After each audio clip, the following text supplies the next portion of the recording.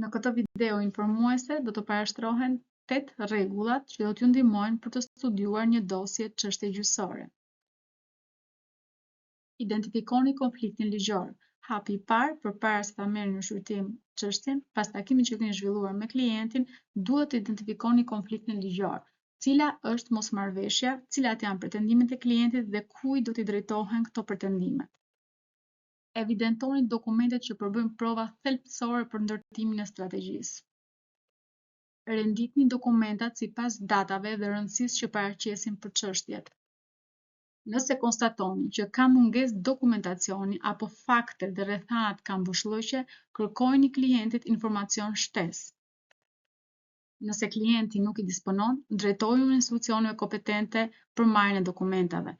Nëse institucionet kompetente sërish nuk ju vendosin në dispozicion dokumentet, atëherë ju keni të drejtë ta kërkoni këtë informacion nëpërmjet gjykatës pasi ju të keni ngritur padinë dhe t'i keni vërtetuar gjykatës që ju e keni ezauruar të gjithë rrugën për të marrë në dispozicion dokumentacionin.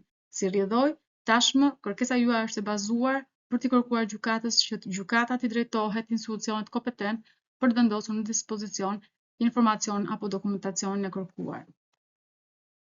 Mbani parasysh që ju duhet një puzzle i plotë i rrethanave, fakteve dhe provave, me qëllim që të ndërtoni një strategji të duhur që do të mbrojë interesat e klientit. Pasi të keni identifikuar në mënyrë të saktë konfliktin ligjor, përzgjidhni dokumentat dhe provat që t'ju ndihmojnë për të mbrojtur interesat e klientit. Jo çdo provë, jo çdo dokument është i domosdoshëm apo i rëndësishëm për çështjen. Shumë nga dokumentat, shumë fakte apo rrethana mund të jenë irelevante për çështjen konkrete. Listoni dhe shkruani në një dokument të vetëm të gjithë faktet dhe provat, duke i rënditur sipas datave objektit që përmbajnë.